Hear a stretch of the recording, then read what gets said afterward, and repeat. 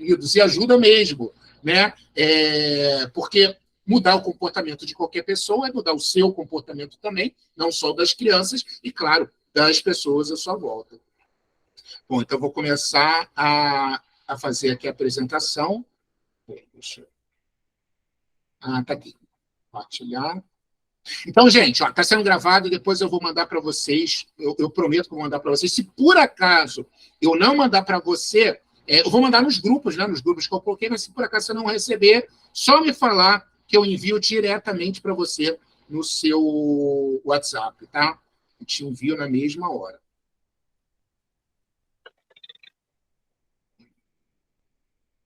Primeiro.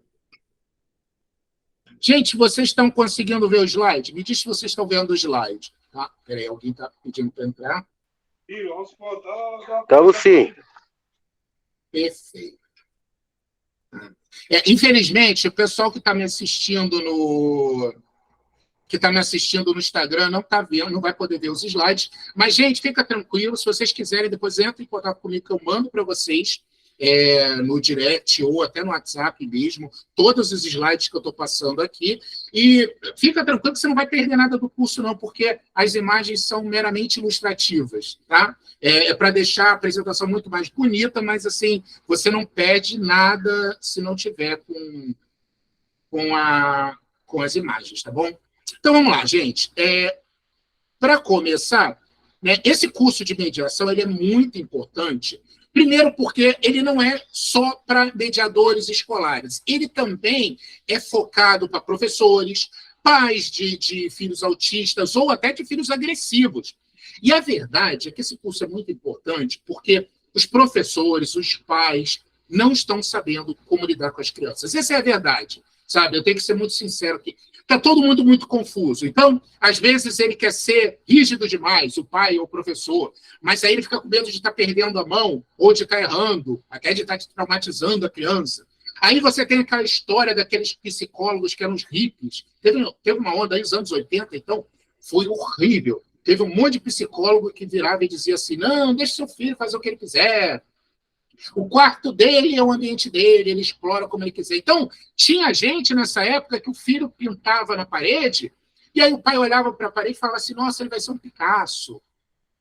Tá? Quebrava tudo, não, é que ele está descobrindo o ambiente. Gente, não é bem por aí, existem limites.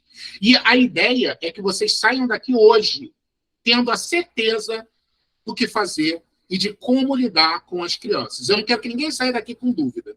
Então, a ideia é essa, tá? As pessoas não estão sabendo. E, assim, como o curso ele é focado também para ensinar pais e professores, né, principalmente professores, educadores e mediadores escolares, gente, na faculdade de pedagogia não tem como lidar com autista, por exemplo. Não tem como lidar com crianças esquizofrênicas.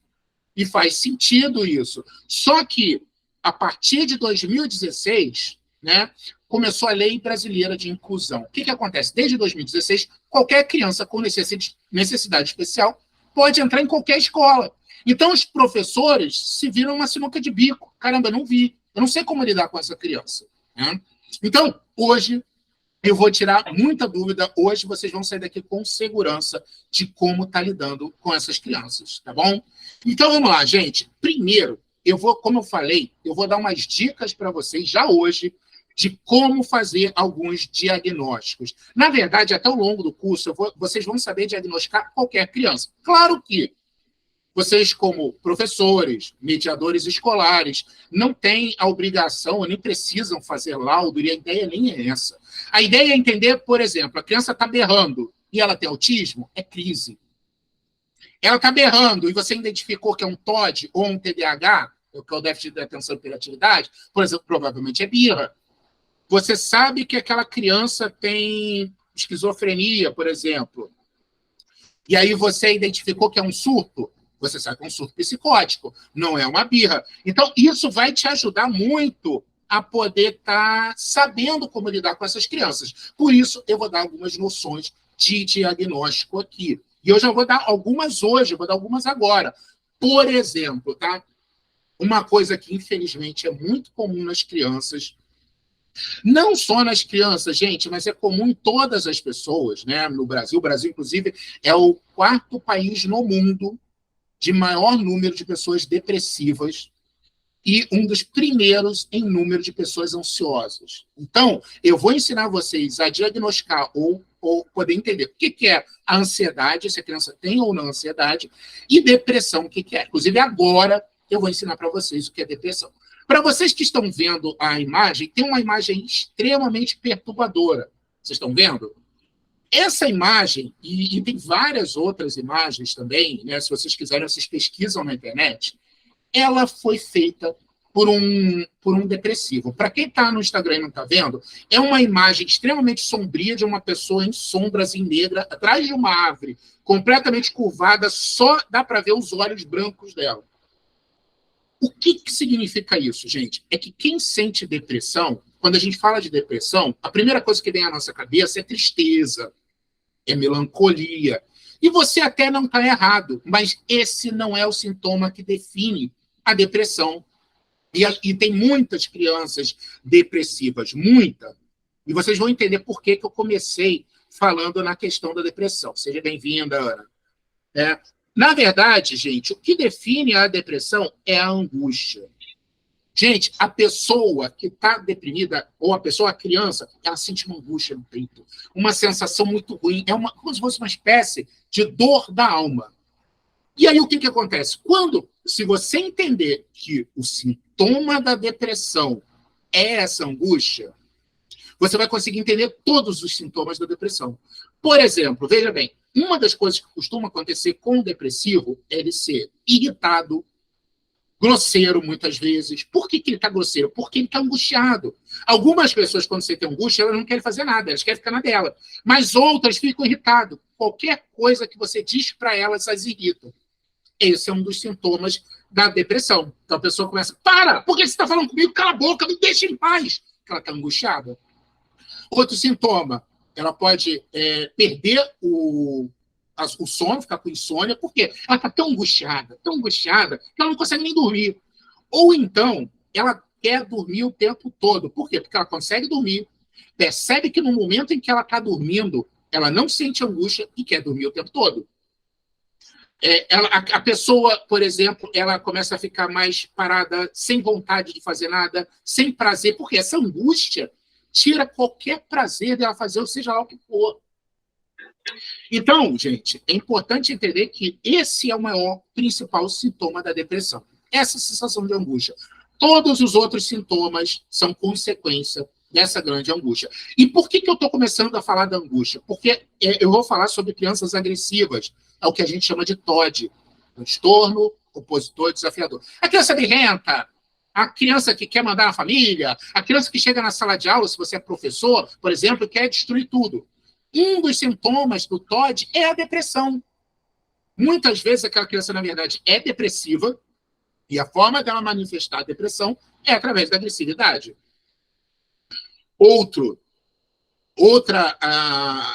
problemática, né, outro transtorno que a gente precisa aprender a diagnosticar é o autismo. E o autismo também é fácil de diagnosticar. Claro que se você procurar na internet agora, você vai ver, assim, tipo, sei lá, 20 formas de diagnosticar o autismo. Aí você vai ver lá, o autista não olha nos olhos, o autista, ele não gosta do toque, ele não se aproxima das pessoas, ele não se socializa. Então, você vai ver um monte de coisa. Gente, tem todos esses diagnósticos que eu comentei, que você for ver na internet, eles podem mudar. Conheço autistas que te olham nos olhos. E eu tenho certeza que, se você é professor, você também conhece autistas que olham você nos olhos. Eu conheço vários autistas que eles não só gostam de toque ou de abraço, como eles gostam do abraço forte. Eles querem sentir bem o toque. E aí, como é que fica?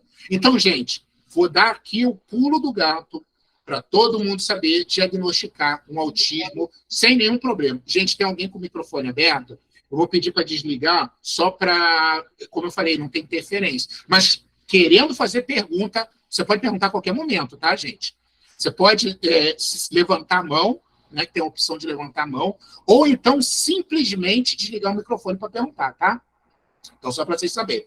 Gente, vamos lá, pulo do gato. Como é que faz para diagnosticar? Você precisa de duas coisas para diagnosticar. E se você entender essas duas coisas, todo o restante do autismo vai fazer sentido para você a partir de agora. Tá? Primeiro, o autista ele tem dificuldades de interagir com as pessoas. Ele tem dificuldade de se comunicar. E essa dificuldade pode ser grave, né, de até nem falar, não tem interesse nenhum em falar com as pessoas, apesar dele ser inteligente, entender tudo que você está falando, como pode ser sutil, como simplesmente não entender um sarcasmo, uma ironia. Então você fala alguma coisa tipo, nossa, está chovendo canivete, ele olha para cima. Então pode ser desde sutil a grave, até tanto é porque tem o autismo leve, severo, o leve, o moderado e o severo. Inclusive, também já vou ensinar para vocês o pulo do gato de como você faz para entender se o autista é leve, moderado ou severo. Mesma coisa, se vocês olharem na internet agora, vocês vão ver uma tabela gigantesca de um monte de características para vocês entenderem se ele é leve, moderado ou severo. Mas eu vou ensinar para vocês o pulo do gato. Como é que a gente sabe se o autista é leve, moderado ou severo? Ou grau 1, que é o leve, 2, moderado e 3, severo. Quanto mais autonomia o autista tiver, mais leve ele é. Então, por exemplo, eu tenho um autista que ele não é muito inteligente, mas ele conversa bem, ele faz as coisas sozinho, ele consegue ir para a escola sozinho, ele consegue estudar sozinho, ele é leve. Eu tenho um autista que é inteligentíssimo, ele faz cálculos de cabeça, porém, ele tem tantas manias que ele não consegue sair sozinho de casa. Ele precisa de pessoas para levar ele para a escola, precisa de pessoas para poder estar dando suporte. Ele é moderado. Esse autista não consegue fazer quase nada sozinho, ele é severo. Então é simples assim. Tá? É que às vezes a gente confunde, a gente usa um só critério. Ah, ele é inteligente, então ele é leve. Não, se ele for inteligentíssimo, mas não conseguir fazer as coisas sozinhas, ele é moderado. E aí a gente chega na segunda dica para poder estar fazendo o diagnóstico de autismo. Qual é a segunda? É se ele tem estereotipias. Isso é o que ajuda também a diagnosticar. Então, são duas coisas que ajudam a diagnosticar um autismo, né? O grau do autismo. Se ele tem muitas estereotipias, né? Se ele tem alguma estereotipia, e se ele tem dificuldades de se comunicar. Então, são duas coisas. Estereotipia pode ser simplesmente assim, ele fica nervoso, ele vai de um lado para o outro, ele fica virando, girando coisas, ele tem a mania de falar sempre da mesma coisa. Então, por exemplo, tem um seriado que se chama, não sei se vocês já assistiram, que é Uma Advogada Extraordinária. Quem assistiu é interessante, quem não assistiu, eu recomendo que assistam, tem na Netflix. Ela é ficcionada em baleias. Ela gosta, e se puder, ela fala sobre baleias. Essa é uma das estereotipias dela. É um interesse restrito. Tem um outro também da Netflix, que se chama Atípico. É um adolescente autista que quer começar a namorar. Qual é o interesse restrito dele? Além de vários outros, ele tem várias estereotipias. Ele e a advogada também. Mas, assim, qual é o interesse restrito dele? Pinguins.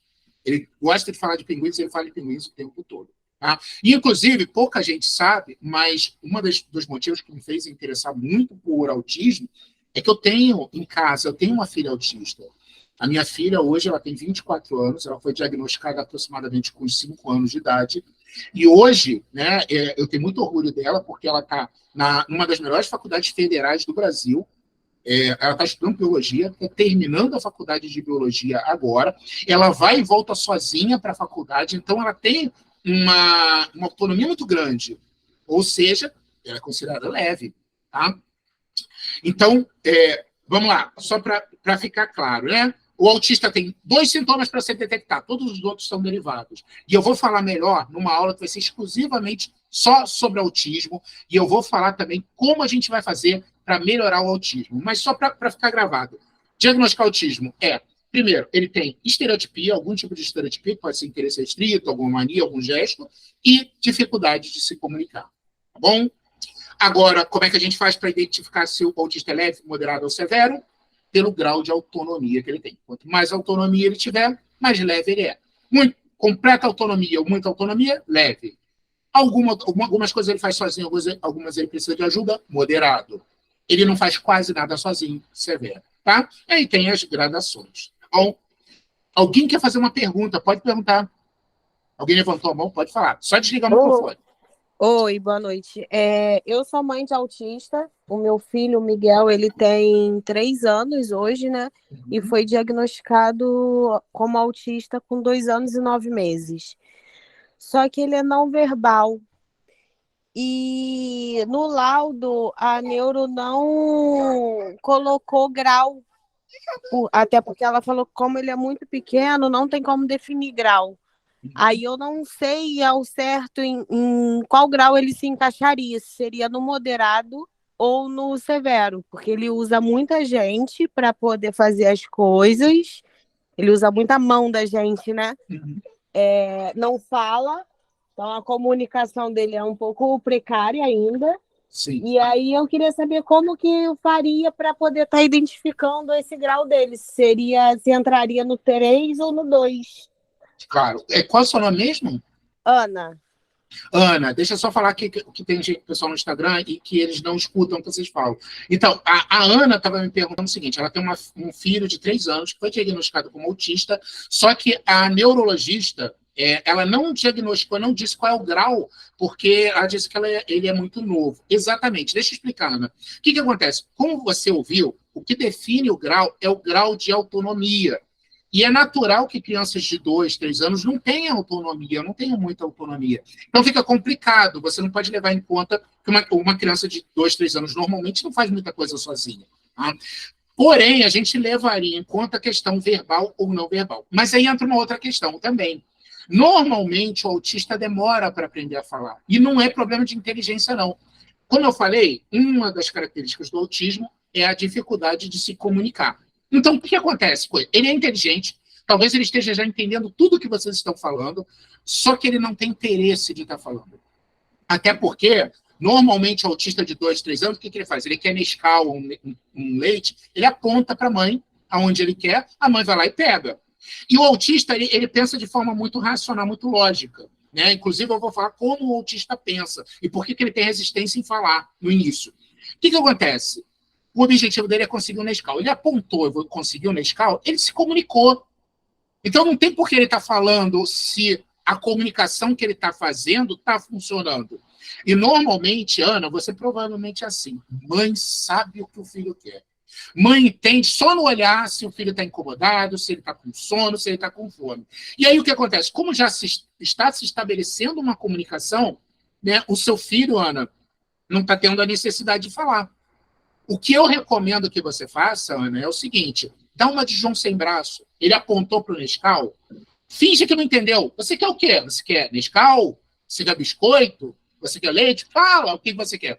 Para ele conseguir entender que falar vai fazer com que ele consiga o que ele quer. E aí ele vai estar se comunicando. Então, a médica tem razão, né? Inclusive, eu vou ensinar vocês a diagnosticarem o autismo desde o nascimento.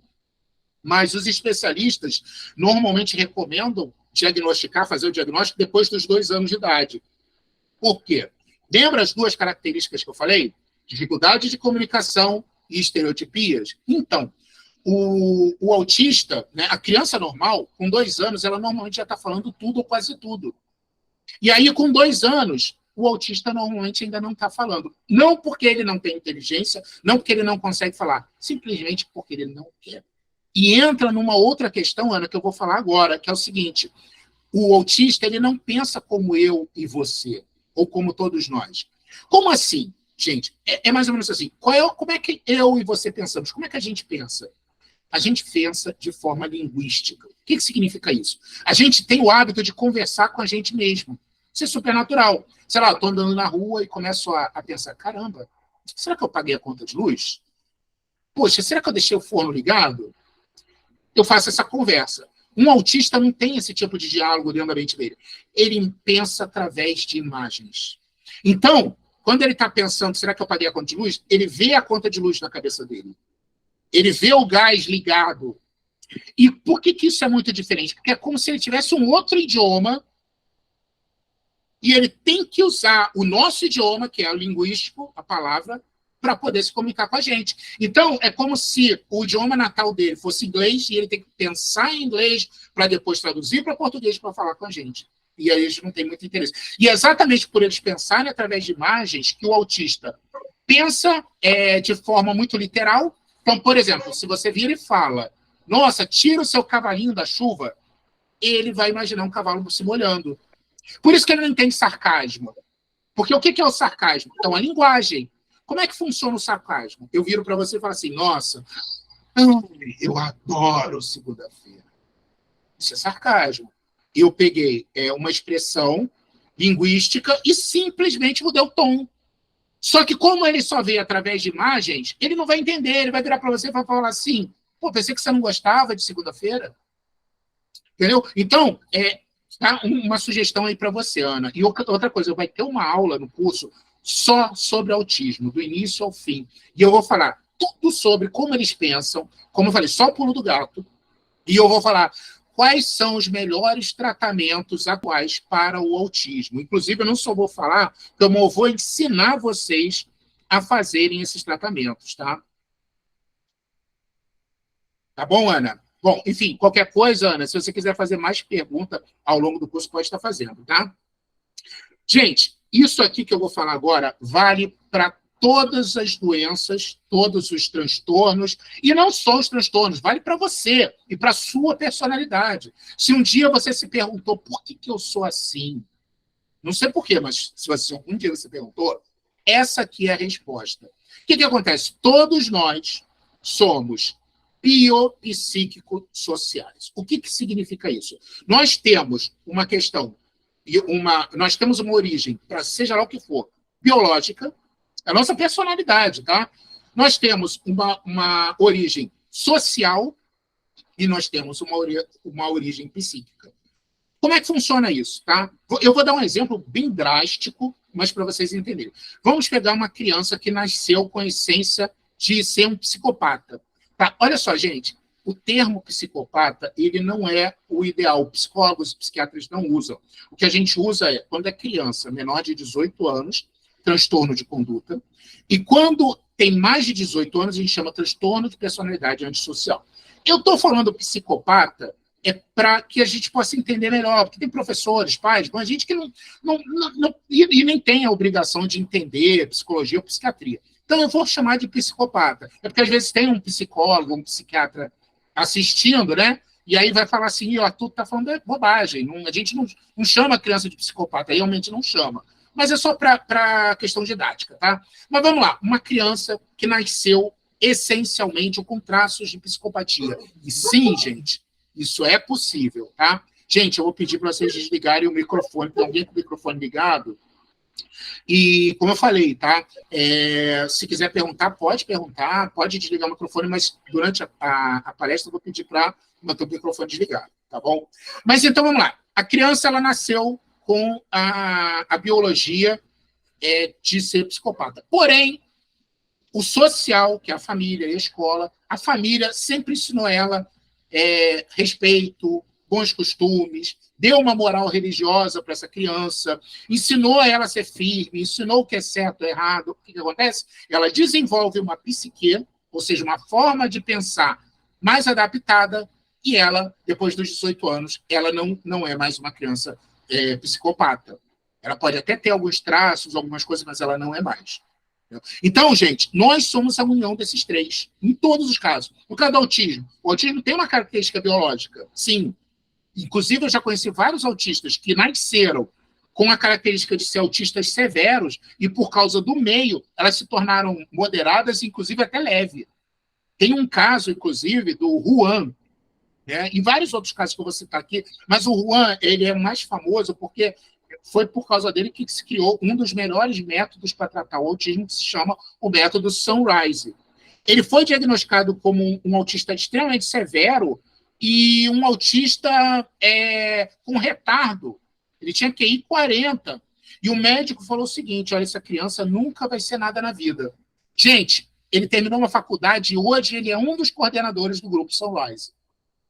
Tá? Então, o que acontece? Nós não somos reféns da nossa genética.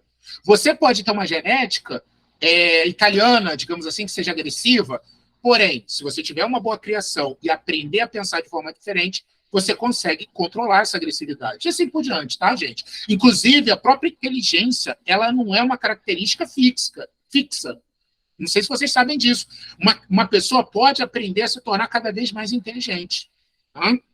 Então, fica aí a dica para a gente poder entender por que as crianças têm autismo, TOD, TDAH. E o que acontece? Uma criança com TDAH, extremamente desatento, ela pode, através do meio e através da mente, aprender a se organizar e praticamente perder todos os sintomas do TDAH. Vou ensinar isso aqui para vocês. Tá?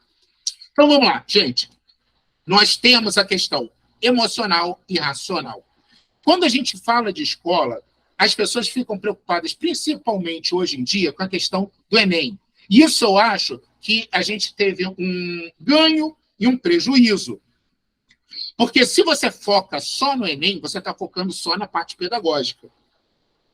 E claro que a parte pedagógica é importante, mas, gente, não é a parte mais importante. Não é o que vai definir o seu futuro ou o futuro da sua criança. Tá? O que vai fazer a sua criança ter sucesso, ter dinheiro, ter bons relacionamentos e ser feliz não é a inteligência e não é o quanto ela aprendeu na escola.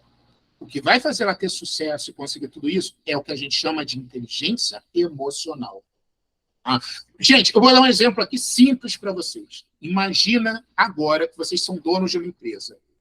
E vocês estão na entrevista, vocês têm 2 entrevistados. Um que tem um currículo maravilhoso, é muito inteligente, fez até, sei lá, faculdade em Harvard. E um outro que ele fez a faculdade, ele está apto para o serviço, mas ele não, enfim, ele não tem tantos nomes quanto o primeiro. Aí você vai entrevistar o primeiro. E o primeiro, ele chega na empresa assim. Boa noite. Desculpa que eu tô um pouco nervoso, eu fico sempre nervoso quando eu falo. Enfim, eu tenho mestrado em e eu queria muito trabalhar na tua empresa. Tá, agora vamos imaginar o segundo, tá? Oi, boa tarde, meu nome é Arthur, tá? Muito obrigado pela entrevista, eu estudei muito a empresa de vocês, gostei da empresa.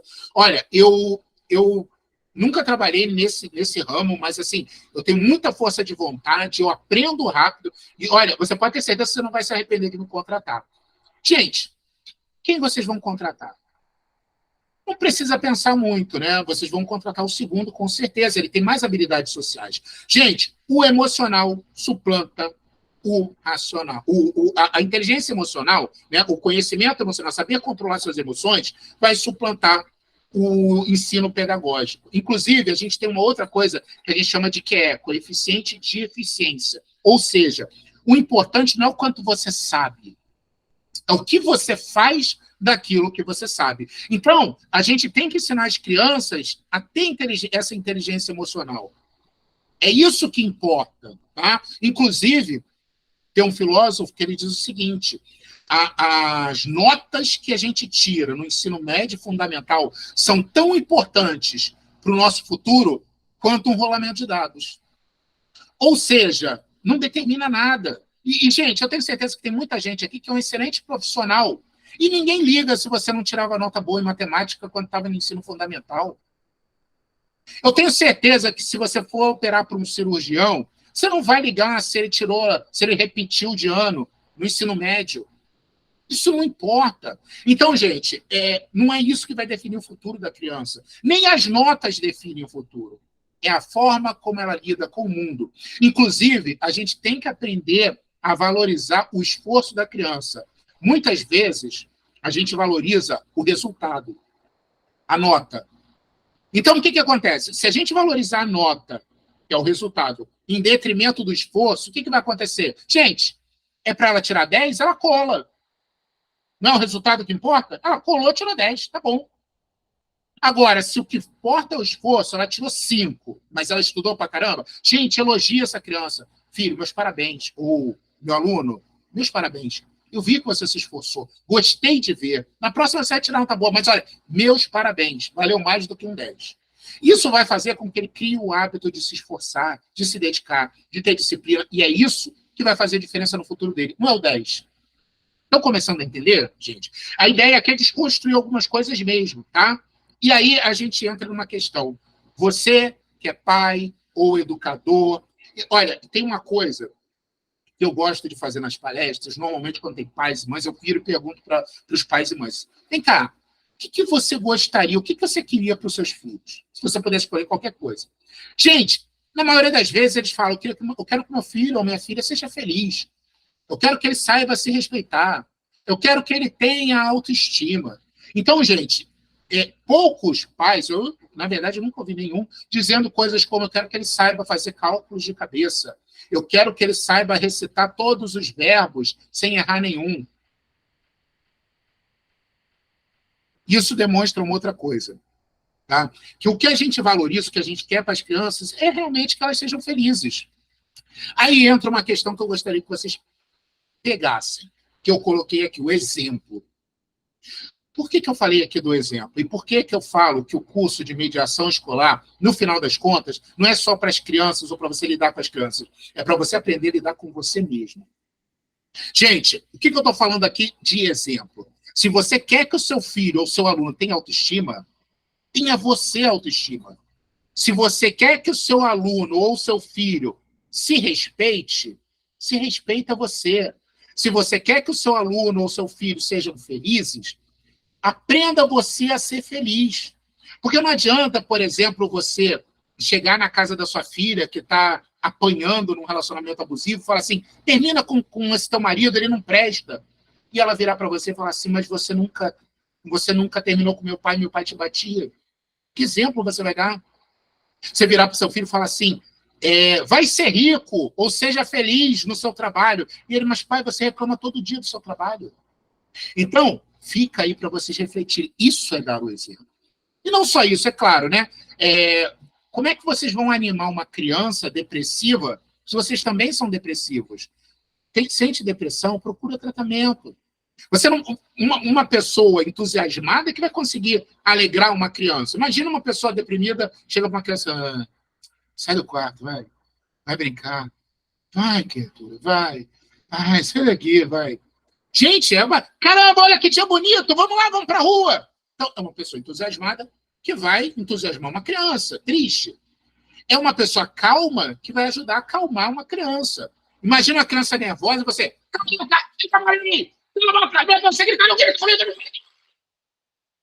Gente, inclusive, fica aí a dica. Se vocês estiverem lidando com uma pessoa muito agressiva, quanto mais calmo e mais vocês baixarem o tom de voz, tá? Mais a pessoa vai tentar te entender e vai parar. Inclusive, gente, eu vou ensinar a lidar hoje com crianças agressivas, e em momento algum eu vou falar de gritar com criança, perder a calma. Inclusive, isso não tem a ver com respeito. Gritar não vai fazer você ser respeitado. Eu tenho certeza que você conhece várias pessoas que gritam o tempo todo e não são respeitadas, e tem pessoas que falam baixinho e são extremamente respeitadas. Tá? Então, gente, agora, por que cursos como esse de mediação escolar, principalmente, claro, nas escolas, se tornou muito importante? Porque a gente teve, a partir de 2016, uma enorme mudança em todo o cenário do nosso país. O que aconteceu no nosso país em 2015, né, que mudou todo o país? A Lei Brasileira de Inclusão. Porque o que acontecia? Antes da Lei Brasileira de Inclusão, uma escola poderia virar e falar assim, teu filho é autista, mas eu não sei lidar com autista, você vai precisar de outra escola. Tua criança é esquizofrênica, teu filho é esquizofrênico? Gente, ela vai precisar de um colégio especial, que não vai poder ficar. Puxa, tua criança tem retardo, né, o déficit intelectual. Puxa, sinto muito, mas olha, você vai precisar de outra escola. Não, mas o que aconteceu? A partir de 2015, né, que foi o ano em que a Lei Brasileira de Inclusão foi promulgada, mas ela passou a entrar em vigor em 2016, todas as escolas são obrigadas a aceitar todo tipo de criança. Tá? Eu vou falar mais detalhadamente porque é importante que a gente entenda todos os direitos que a gente tem, né, e os deveres em relação à Lei Brasileira de Inclusão, né, mas aqui eu vou falar das coisas mais importantes. Essa é uma das coisas importantes. E é por isso que na sua cidade, por exemplo, hoje, os ônibus têm aquele elevador para levantar cadeirante. Por isso que nas estações de metrô da sua cidade agora tem rampa de acesso, é porque a Lei Brasileira de Inclusão exige. Ela não exige, ela não fez exigências só para a escola, ela fez exigências para toda a sociedade. Mas para a escola, as principais exigências foram o sala de apoio e o profissional de apoio, que é o que a gente chama de mediador escolar. Tá? Mas não existia mediador escolar antes? Existia. Né, com a lei do Estatuto do Autista, né, que é a lei berenice-piana, desde o final dos anos 90, você poderia ter auxiliares na sala de aula para ajudar os autistas. Mas ele era mais restrito aos autistas. Desde 2016, é porque é o seguinte, a lei ela foi promulgada em 2015, mas passou a entrar em vigor em 2016. A partir de 2016, o que acontece? Todas as escolas passaram a ser obrigadas. E aí até o último redator foi o jogador Romário. Lembra do Romário? Né? Até porque o Romário tem uma filha com síndrome de Down. Alguém levantou a mão para perguntar? Pode perguntar.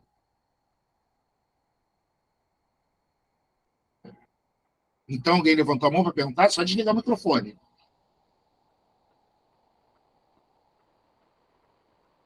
Não? Então tá. Vou continuar, tá? Gente, digamos assim, o que o Romário falou no discurso dele resume completamente a lei. Como eu falei, a gente vai ter tempo de olhar algumas partes, a gente não vai ler a lei toda, até vou mandar para vocês a lei toda, mas assim, eu vou falar as partes que nos importam. O que um pai e uma mãe precisam saber para se defender numa lei brasileira de inclusão? O que você, como professor ou mediador escolar, precisa saber da lei brasileira de inclusão para manter os seus direitos? É isso que eu vou falar. Vou ser bem direto. Tá? Como eu falei, a ideia aqui não é perder tempo. Mas o que o Romário falou?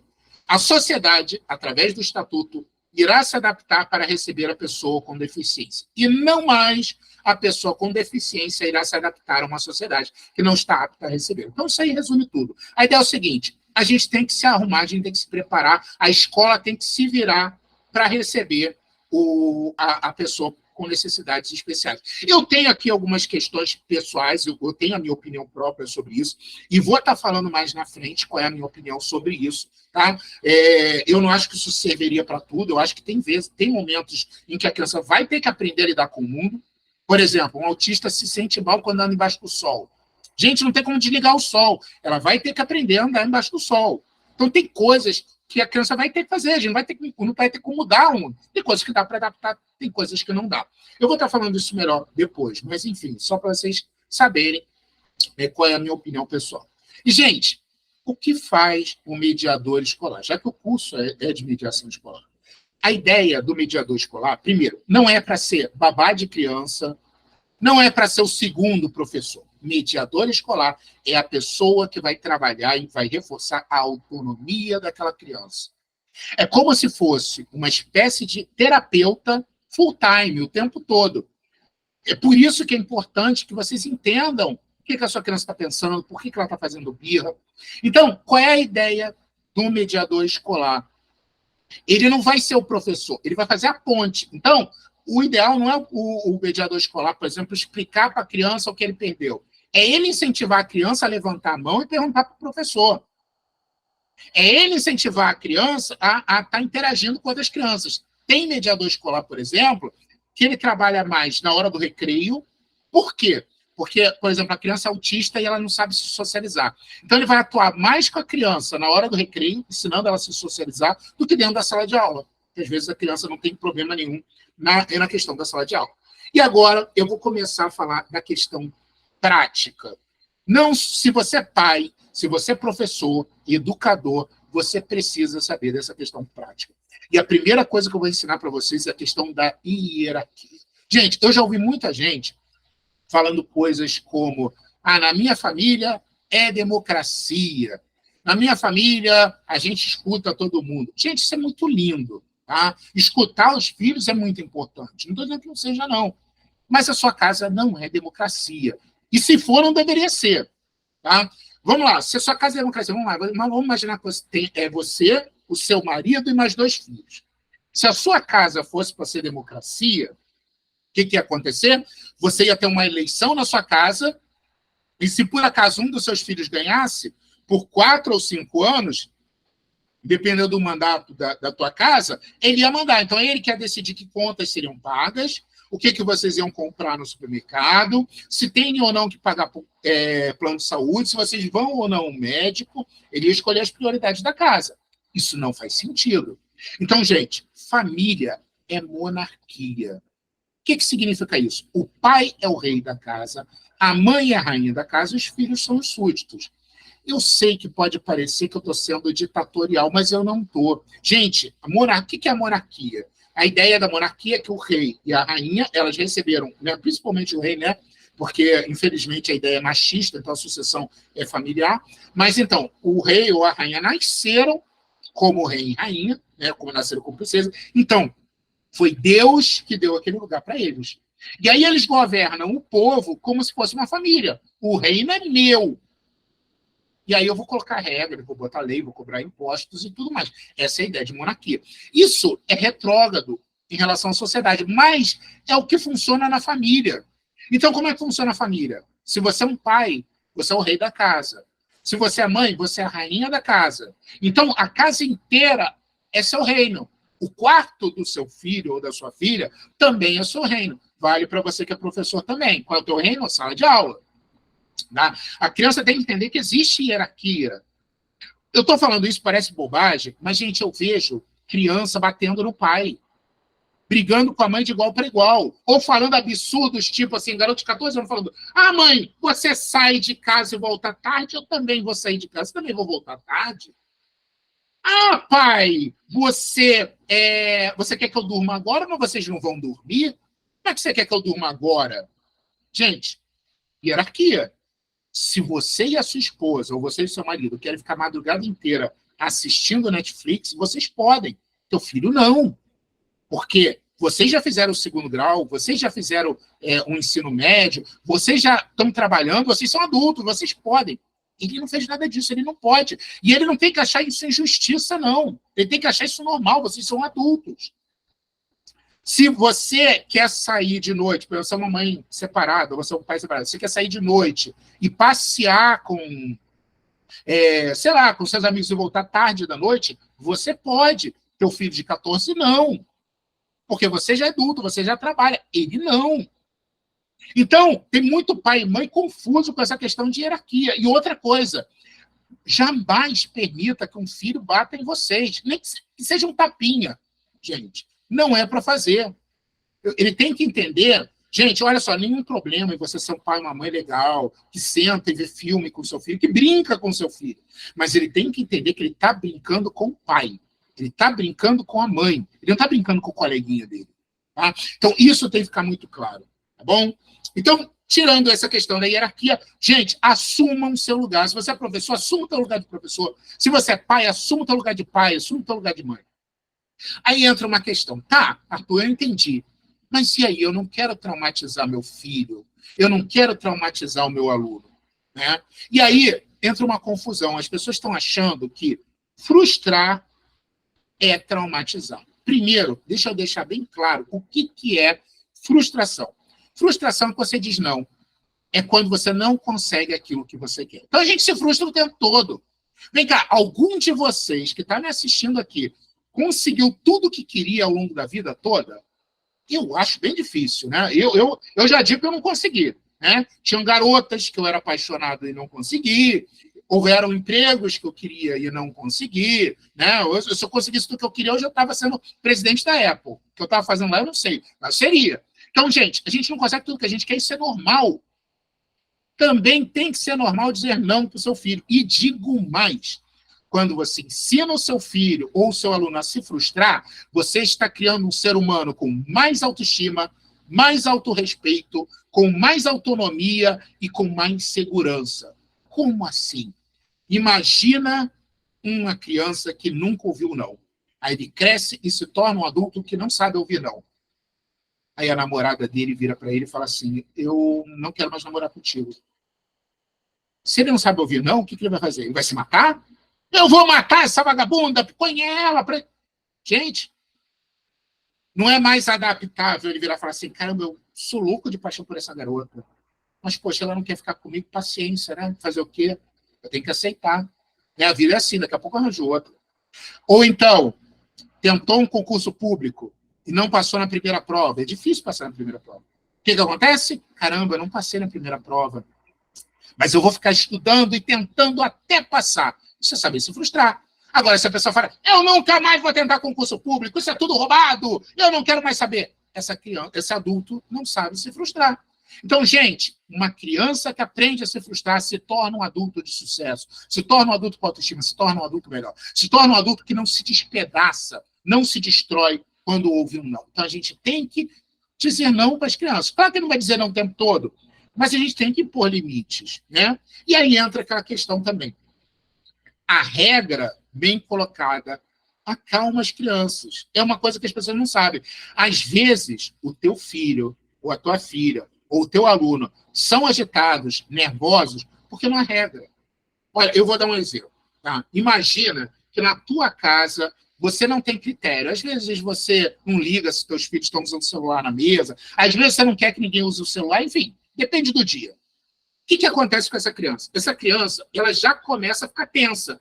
Então, assim, 2 horas antes do almoço, ela já começa a ficar se pensa assim, caramba, será que a minha mãe vai deixar usar o celular ou não? Aí já começa a ficar nervoso. Pô, eu quero continuar usando, porque eu estou jogando o jogo, eu não quero parar de jogar o jogo, então já está alimentando uma raiva. Aí ele chega na mesa já olhando para a mãe com cara de ódio. Assim, desafiando. Aí a mãe desliga o celular. Não vou desligar, porque é sacanagem. Ontem você me deixou. Aí pronto. Aí você gerou 2 horas antes. Você deixou ele tenso. Durante o almoço, você deixou ele tenso. E depois do almoço, deixou ele tenso e se sentindo injustiçado. Colocar a regra direitinho, e eu vou ensinar vocês a colocar a regra direitinho, acalma a criança. É muito melhor você virar e falar assim para a criança, por exemplo, filho, olha, a partir de hoje, ninguém usa o celular na mesa. Não pode mais usar o celular. Ele mesmo, quando ele estiver vendo um vídeo ou jogando um jogo, ele já vai, está quase na hora do almoço, já vou parando de assistir o vídeo, já vou desligando aqui, salvando o jogo. Ele mesmo vai botar o celular para carregar e vai almoçar. Gente, colocar regra calma. E vou dar um outro exemplo. Tá? Eu tive uma paciente que os pais eram muito amorosos. Você via que os pais amavam a filha e faziam tudo por ela, só que eles não sabiam o que fazer. E a filha era extremamente rebelde, fazia tudo o que queria. Eu comecei a falar para eles colocarem regras e disciplinas. Eles colocaram e até perderam um pouquinho a mão. Eles foram muito mais rígidos do que eu esperava. A menina veio na terapia e eu fiquei impressionado com o que ela disse. Ela virou para mim, primeiro reclamou muito dos pais, que os pais não estavam deixando mais ela fazer nada, que agora colocavam regra para tudo. Mas ela terminou a terapia falando assim, mas você quer saber de uma coisa? Eu nunca me senti tão amada na minha vida. Gente, sabe o que aconteceu? Quando os pais nunca deixaram de amá-la, mas quando faziam tudo que ela queria, ela se sentia menosprezada, ela se sentia negligenciada. Quando os pais começaram a colocar regra, ela se sentiu amada, ela se sentiu protegida, ela se sentiu cuidada. Fica a dica, tá? Peraí, tem mais alguém entrando aqui? Só um instantinho, deixa eu só... Então, gente, eu vou falar muito dessa questão, tá? É uma coisa que... Oi, Ana, seja bem-vinda. Então, gente, uma coisa que a gente precisa evitar na criança é a sensação de injustiça. Tá? E como é que a gente gera a sensação de injustiça?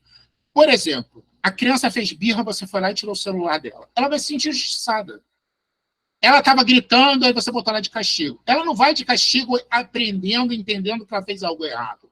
Ela vai de castigo se sentindo injustiçada. Por quê? Vou dar um exemplo para vocês. Todos vocês que dirigem, dão uma olhada na figura. Eu botei uma figura aqui de uma pista longa e reta. E aí vocês têm essa pista e vocês podem correr, vocês andam, sei lá, 200 km por hora. Meteram o louco, como dizem os portugueses. E foi a 200 km por hora. Beleza. Só que um mês depois, você chega em casa e recebe uma multa de R$ 500 dizendo que você extrapolou o limite de velocidade. Só que nessa estrada não tinha placa nenhuma. Você vai se sentir injustiçado. Pô, mas ninguém me falou nada. Não tinha placa nenhuma. Como é que agora eu recebo uma multa? que eu estou dizendo com isso? Gente, você não tem que esperar a criança fazer besteira para botar ela de castigo. Você tem que estabelecer quais são as regras e dizer para a criança o que vai acontecer se ela fizer aquilo. Entendeu? Então você já sabe que aquela criança é desobediente. Não esperar desobedecer para botar ela de castigo. Sempre conversa com ela. É a questão das regras. Agora, um outro exemplo. Imagina que você está andando por uma estrada em que tem inúmeras placas. Sei lá, cada 10 metros tem uma placa. E as placas vão dizendo o tempo todo: limite de velocidade, 80 km por hora, proibido ultrapassagem, fiscalização eletrônica. Mas tem um momento lá que você não vê placa nenhuma e você arrisca. Cara, eu não estou com pressa, eu vou tentar correr. E tu mete 100 por hora. Um mês depois você recebe a multa lá, porque era para andar 80 km por hora. Eu tenho certeza que você não vai se sentir injustiçado. Você vai pensar: caraca, eu vacilei. Você vai jogar a responsabilidade para você. É isso que acontece quando você coloca bem a regra para uma criança. Quando você coloca bem a regra para a criança, o que acontece? Quando você coloca ela de castigo, ela não vai entender que você, mãe, pai ou professor, está sendo mal. Ela vai entender: caramba, eu vacilei.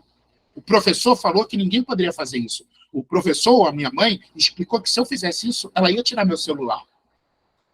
Entendeu? E, gente, eu não recomendo castigos de um mês, 2 meses. Tem pai, tem mãe que, uma semana sem celular, não recomendo. Por vários motivos. Primeiro, qual é a ideia do castigo? É ensinar a criança.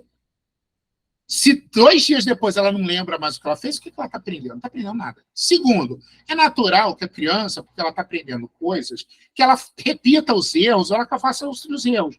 E aí, se você bota um castigo de uma semana hoje, outro daqui a pouco, no dia seguinte ela vai fazer besteira, você não vai ter o que tirar dela. Aí sabe o que vai acontecer? Eu já perdi tudo mesmo, que se dane. E aí ela vai se comportar mal. Então, gente, é um castigo de 1 hora. Vai ficar 1 hora sem celular, tá bom. É só para a criança entender que o que ela fez de errado gerou alguma consequência, tá? Aí vai mais uma outra regra mais outra regra, né? Para colocar a regra, né? Que é a teoria do sinal de trânsito. O que é a teoria do sinal de trânsito? Já que eu estou fazendo alegorias do trânsito, o que significa isso? Imagina uma pista reta e longa. E nessa pista eu coloquei um sinal de trânsito. Só que todo mundo sabe, todos os motoristas sabem, que você não precisa parar naquele sinal de trânsito. Tá tudo bem, se você ultrapassar, você não ganha multa. Gente, agora falando sério, vocês acham que alguém vai parar nesse sinal de trânsito? É óbvio que não. O que eu estou querendo dizer com isso?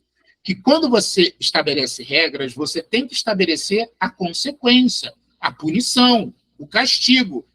Senão a criança não vai obedecer. Eu quero que você se comporte, mas se você não se comportar, vai ficar sentado. Eu quero que você não faça isso, mas se você fizer, você vai ficar sem celular. Estão entendendo?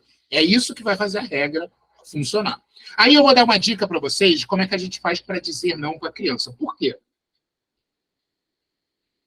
Lembrando que se alguém quiser fazer qualquer pergunta, pode estar fazendo a pergunta, tá, gente? Gente, tem muito pai e mãe que eu ouço dizer o seguinte, eu acho até engraçado. Meu filho é muito inteligente, ele é questionador. Tudo que eu falo, ele fica questionando. Eu falo para ele dormir cedo, ele questiona por quê. Eu falo para ele comer brócolis, ele pergunta por quê. Eu falo para ele ir logo para a escola, ele pergunta por quê. Ele é questionador. Seu filho é muito inteligente mesmo. Mas não é porque ele é questionador, não, porque ele é manipulador. Ele está te manipulando. O que está acontecendo aqui, gente? Olha só. Chega para ele e dá uma coisa que ele gosta. Dá Coca-Cola para ele que ele gosta. Quero ver se ele vai perguntar por que você está me dando Coca-Cola. Ele vai agradecer, vai ficar feliz e vai beber. O questionamento não é porque ele não está entendendo, ele quer te manipular. Então você vira para a criança e fala assim: filho, está na hora de você dormir. Quando ele pergunta por que, mãe? Ele não está querendo entender, ele quer te manipular, ele não quer dormir aquela hora. Aí qualquer coisa que você disser, ele vai rebater. Não, você tem que dormir porque amanhã você vai para a escola. Ah, mãe, mas amanhã as aulas não são importantes. Não, mas aí você não vai conseguir dormir. Não, eu vou acordar tranquilo se eu dormir tarde. Não, mas é que já está muito tarde. Não, não está muito tarde, que o João, o nosso vizinho aqui, ele dorme 3 horas da madrugada, ainda são meia-noite. Não importa o que você diga, ele vai rebater. Tá? Então, gente, essa coisa de questionador, vamos acabar com isso. O que eu recomendo que vocês façam? Vocês podem até explicar para a criança por que vocês estão colocando ela para dormir cedo, por que vocês estão colocando aquela regra, mas e eu quero que isso fique bem claro, coloquem a regra. Então, por exemplo, vocês viram para a criança falar assim, você vai dormir às 10 horas da noite. Ah, mas por quê? Olha só, filho, eu vou explicar para você porque você tem que dormir às 10 horas, mas não vou negociar, você vai dormir 10 horas. Claro, se a criança virar e falar assim, mas você não vai dormir agora. Claro que não, eu sou adulto, eu trabalho, você é criança. Você tem que dormir às 10. Tá? Aí, agora, como tem crianças que ficam rebatendo, eu recomendo a técnica do disco arranhado. O que é a técnica do disco arranhado? Existia antigamente, né, a vitrola, né? E a vitrola, quando o disco estava arranhado, a vitrola ficava repetindo a mesma parte da música, quase que infinitamente.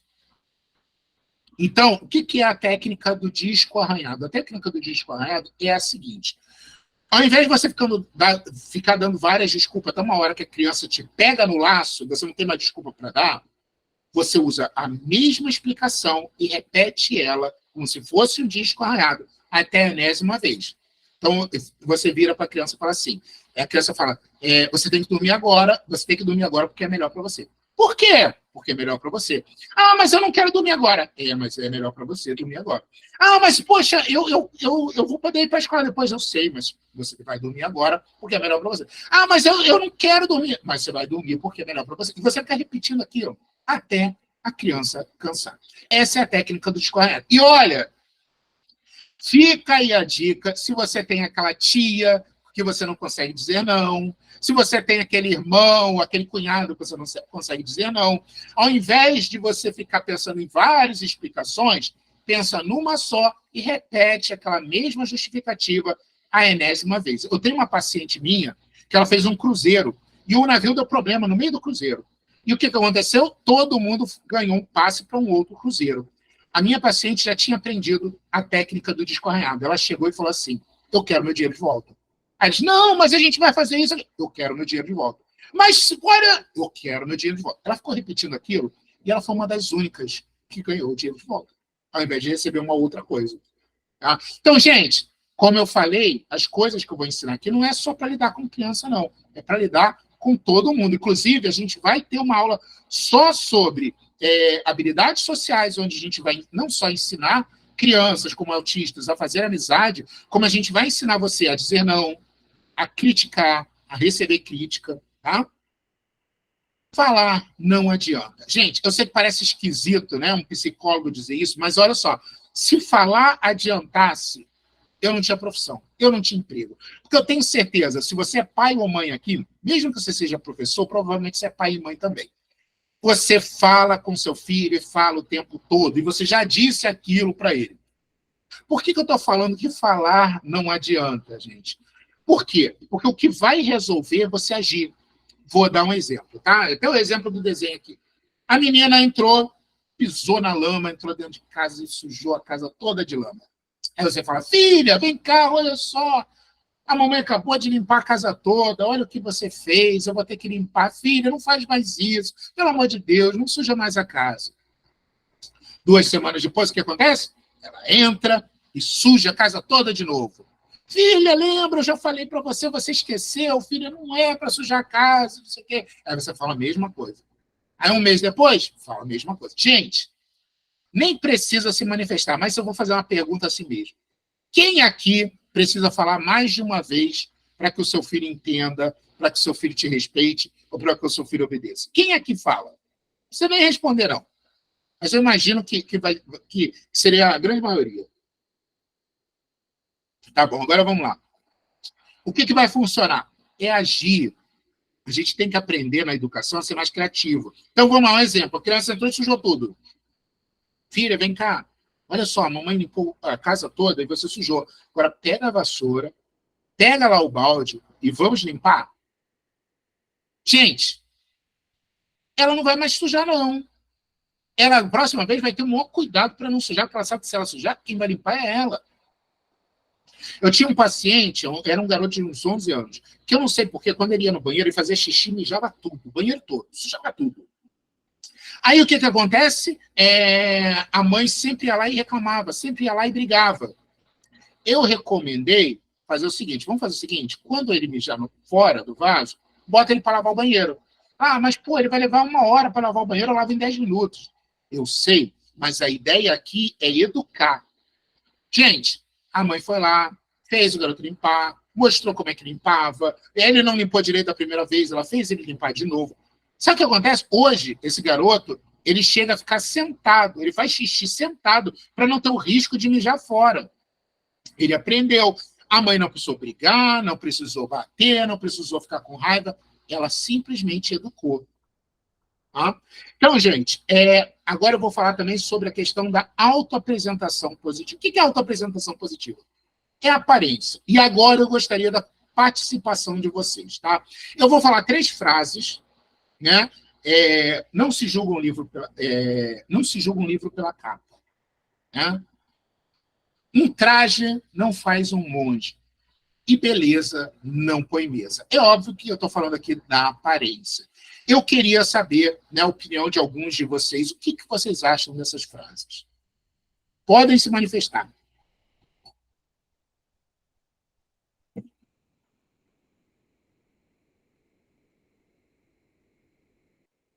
Gente, o que vocês acham? Pode falar, gente. Não é nem não. Se vocês errarem, ninguém vai ser reprovado, não vai acontecer nada, não. Inclusive, tá tranquilo, para a gente aprender aqui. Pode falar, gente. O que vocês acham? Vocês acham que é verdade? A gente não deveria julgar pela aparência? As pessoas não julgam pela aparência? O que vocês acham? Pode falar. Eu acho que não, que faz sentido cada frase dessa. A gente não se julga um livro pela capa, as aparências também, beleza também não se põe à mesa. Eu concordo. Quem está falando? Andréia Santos. Oi, Andréia Santos, obrigado, tá, por participar. Quer comentar mais alguma coisa, Andréia, sobre a questão da aparência?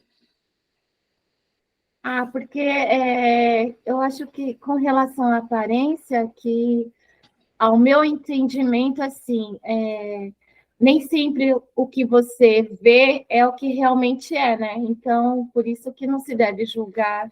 Eu tenho muito isso comigo. Eu não costumo julgar, seja criança, adulto, qualquer pessoa, porque às vezes a pessoa julga pela aparência, pela fisionomia da pessoa ser de um jeito, entendeu? Uhum. Cria muito estereotipos, eu acho, na minha visão.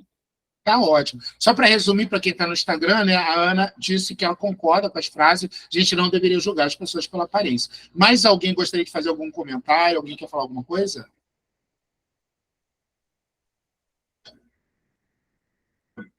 Pode falar. Você levantou a mão, pode falar.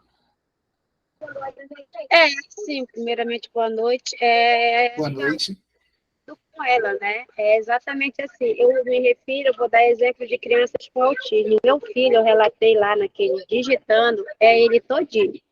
Então, eu falo 1000 vezes com ele, mas quando ele chega na escola, ele diz assim: a minha mãe é muito brava. E quem olha para mim não diz que eu sou brava, porque eu vivo rindo, eu vivo brincando, né? Ele diz: a minha mãe é muito brava. Aí o pessoal fala assim, quando ele vai para a coordenação, que ele aprontou alguma coisa: mãe, eu digo: não, mas em casa é assim, assim, assim, vocês podem, porque dentro da minha casa eu sou autoridade, na escola é você, se impõe diante dele, porque muito sorriso, eles também não levam muito ao pé da letra. Aí ela: mas mãe, você é muito... Eu digo: não, não é ser rígida, é como tem que ser o correto. E eu não passo a mão na cabeça do meu filho. Aí os professores ficam calados, né? Aí uma vez a professora disse: mãe, o que é que você quer que eu queira do seu filho? Eu olhei para ela e disse: bom, professora, eu quero que ele aprenda a ler e escrever, que ele não tem leitura e nem escreve. Ele disse: que bom, porque tem pai que diz assim, que eu quero só que o meu filho brinque, como se isso fosse um mar de rosa, e não é assim. Não, eu digo: não, claro. Né? Então, é isso que eu penso. Eu acho que a gente não se julga. E ele é muito inteligente. Então, ele não é aprovado pela prova escrita. É tudo oral. É pela maneira que ele se expressa. Então, quem olha diz assim que ele é muito esperto para quem tem autismo e todo isso aí que eu relatei, né? Então, eu digo que a gente não se julga um livro pela aparência realmente, porque ele não apresenta nada disso. Quem vê diz que ele não tem nada. Eu provo que ele tem, porque eu tenho todos os laudos, todos os relatórios, desde quando ele fez tratamento. E é isso. Obrigada. Nívia, até bom você ter feito esse comentário. Eu quero até falar uma coisa sobre o que você disse, que foi o seguinte, né? A Nívia falou que ela tem um filho autista, né? E acaba cobrando também algumas coisas do filho autista. Isso aí é o que costuma acontecer. Muitos pais, quando recebem um diagnóstico, às vezes até o professor fala, deixa ele para lá, aquele é autista, aquele não... Não, gente, exatamente o contrário. Se a nossa criança tem algum problema, tem alguma deficiência, tem algum transtorno, a gente tem que trabalhar para que ele possa desenvolver o máximo das potencialidades dele. E a ideia do curso de mediação escolar, o curso que eu estou dando agora, é exatamente isso, é desenvolver o máximo do que essas crianças podem render, podem ser. É o que eu falei, eu vou ensinar no curso de autismo como várias crianças que foram diagnosticadas como autismo severo se tornaram moderados ou até leves. E eu tenho vários exemplos disso no consultório, até minha filha mesmo, né? Como eu falei, que ela está na faculdade hoje em dia. Então, é por aí. Tá? A gente tem que desenvolver o máximo das potencialidades. Às vezes, infelizmente, a criança, por ter uma deficiência ou um transtorno, ela vai precisar se esforçar um pouco mais do que outras crianças. Mas, claro, a gente precisa saber como fazer isso. Tá? Bom, obrigado, Nilza. E mais alguém gostaria de fazer algum comentário?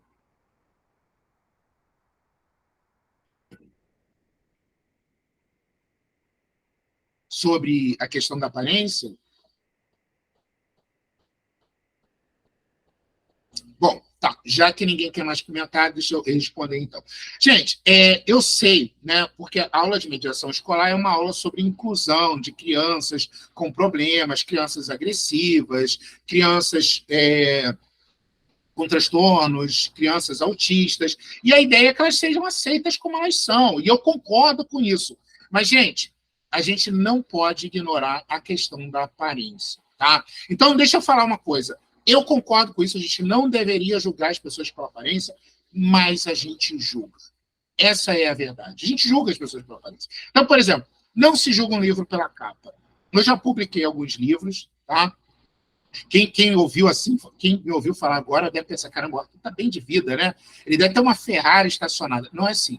Gente, o que eu ganho de direitos autorais dos livros que eu publiquei, de 2 em 2 meses eu consigo comprar um Big Mac. Né? Então, assim, não dá ainda para eu parar de trabalhar e viver dos livros que eu publico. Mas me dá muito orgulho, eu gosto de escrever livro. Então, é mais uma questão mais pessoal do que ganhar dinheiro ou qualquer coisa assim. Mas vamos lá. Gente, eu não sei se vocês sabem, mas as editoras gastam, em média, 90% a 95% de toda a sua renda, de todo o seu dinheiro, de todo o seu investimento na publicação, na capa, na diagramação. O que sobra é que é para revisão, para os redatores, para aquela coisa toda. A capa importa. Não sei se alguém aí é fã de Game of Thrones, por exemplo, mas o livro, né, que é Crônicas do Fogo e Gelo, a capa é lindíssima. Né? As folhas são douradas por dentro. Então, eles investem, sim, na aparência, porque as pessoas notam, sim, a aparência. O segundo é um traje não faz um monge. Eu trabalhei por anos num hospital. E eu trabalhava, o hospital, ele tem um protocolo de trabalhar, todo mundo tem que trabalhar de jaleco. Eu trabalhava de jaleco lá. E olha, eu botava jaleco e virava médico. Muitas vezes eu andava pelo corredor e era confundido com médico. Ou seja, as pessoas atribuíam a mim uma faculdade de medicina que eu não tinha, só pela forma como eu estava vestido. Se eu chegasse para qualquer um ali no corredor e receitasse alguma coisa, a pessoa ia acreditar. E essa última eu botei de proposta extremamente machista, que é beleza não põe mesa, que quer dizer o seguinte, né?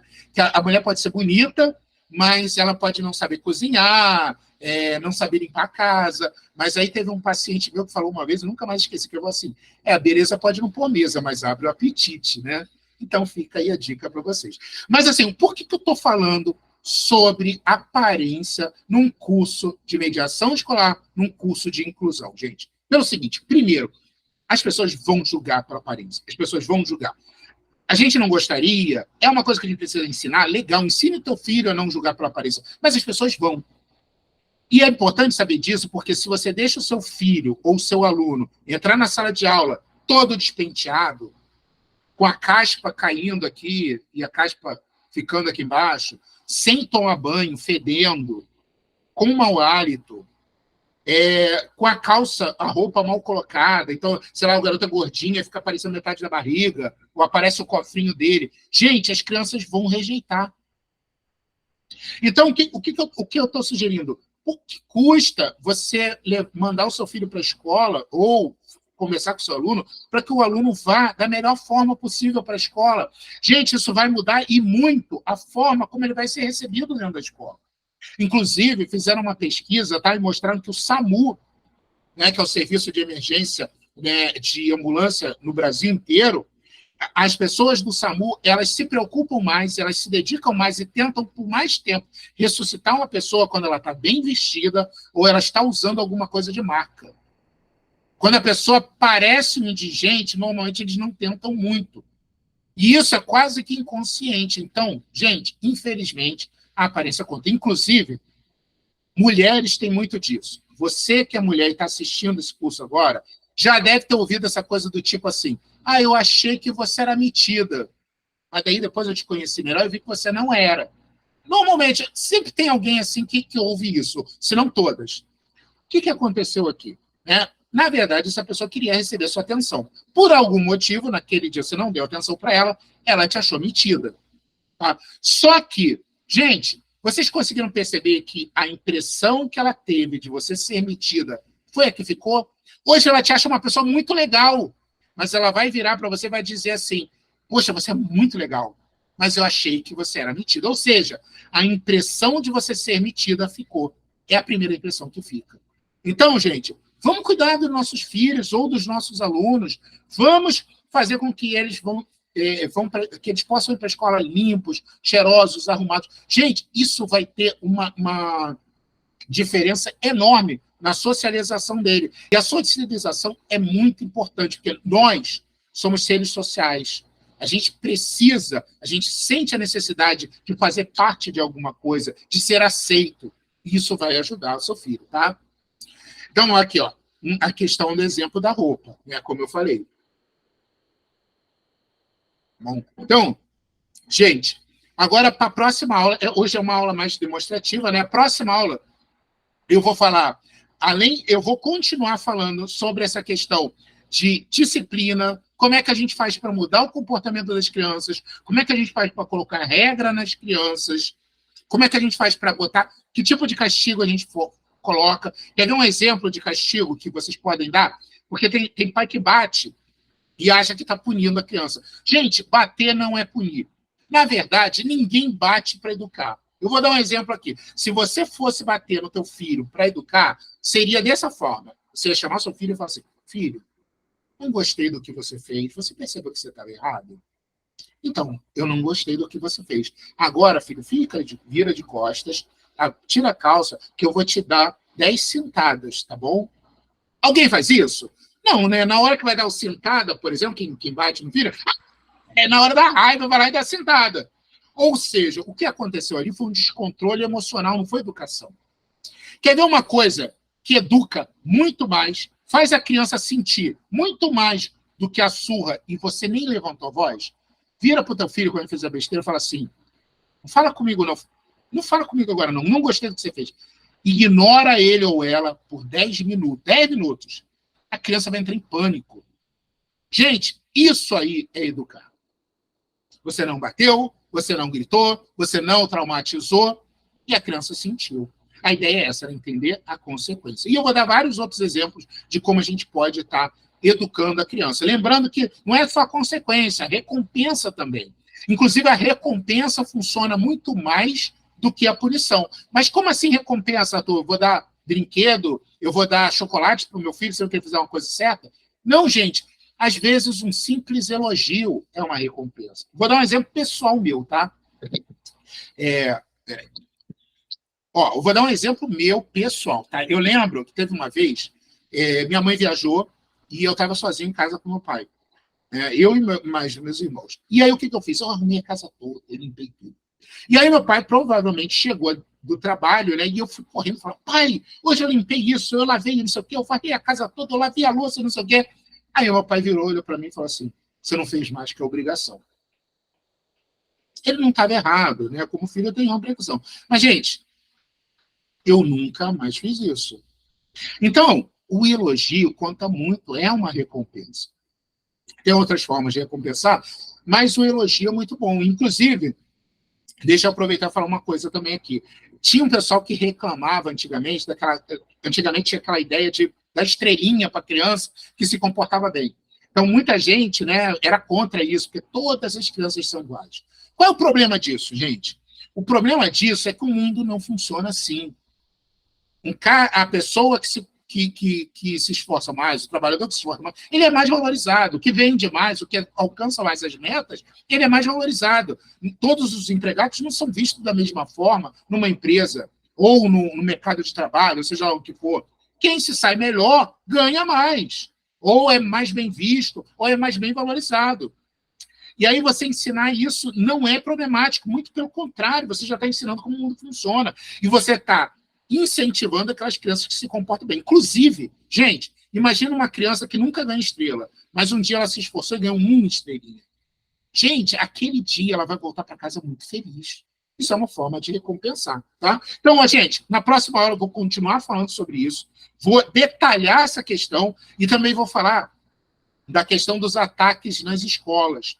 Porque o ataque na escola acontece com crianças que têm o que a gente chama de transtorno de conduta, ou seriam as crianças psicopatas. E, gente, a cada 25 crianças, uma é psicopata. Ou seja, se você tem uma escola de 100 crianças, pelo menos 4 crianças dessa escola são psicopatas. Você precisa aprender a identificá-los. Como eu falei, psicopata, eu estou falando de uma forma mais leiga, mas é o que a gente chama de crianças com transtorno de conduta. Vou ensinar vocês não só a identificar esses transtornos de conduta, a lidar. Inclusive, todos os ataques, eu vou dar exemplos, poderiam ter sido evitados. Todos os ataques em escolas, as crianças deram evidências, as crianças deram sinais. E não foi sinalzinho sutil, não, gente. Foi, sabe, fogos de artifício. A última criança que esfaqueou a professora, gente, ela postou nas redes sociais que ela esfaquear. Ela falou para todas as crianças que ela ia esfaquear. Ou seja, em todas as evidências. Ela foi expulsa de outras escolas. Então, eu quero ensinar vocês a identificar, às vezes até o óbvio. Tá? Esses ataques nunca acontecem do nada. Não, essa criança era um amor, de repente ela veio e atacou. Não. Toda criança dá sinais. E eu vou ensinar vocês a identificar esses sinais, tá? Uma outra coisa que eu vou falar na próxima aula é sobre todos os diagnósticos. Então, eu vou falar sobre como a gente faz para diagnosticar e entender, lembrando que eu ensino sempre o pulo do gato. Então, eu vou ensinar a diagnosticar uma criança esquizofrênica, uma criança com TOD, uma criança com TDAH, uma criança, enfim, né, com retardo, que é a déficit intelectual. Eu vou ensinar vocês a diagnosticar tudo. Mais uma vez, lembrando, não é para vocês diagnosticar, é para vocês fazerem laudo. Né, que pai, mãe, né, professor não faz laudo, mas para vocês saberem como lidar com aquela criança.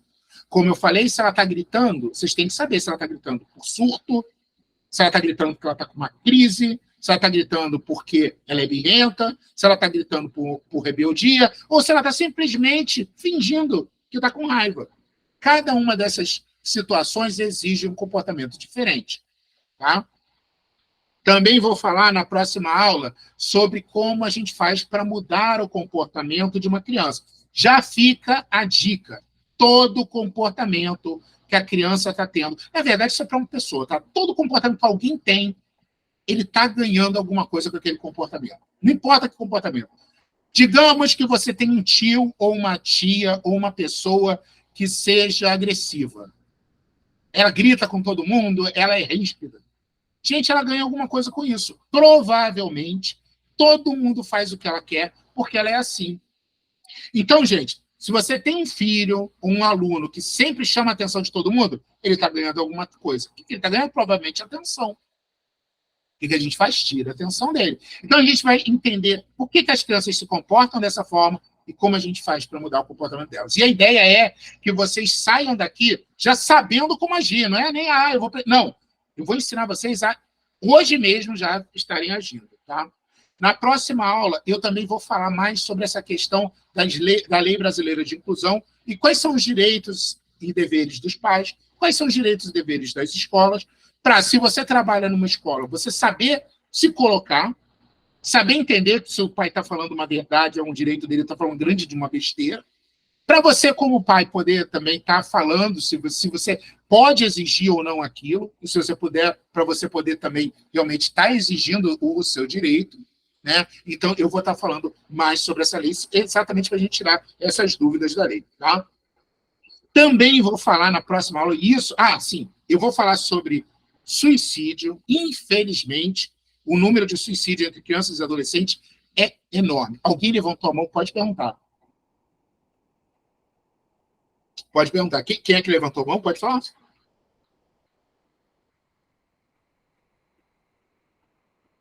Oi, eu não estou te ouvindo.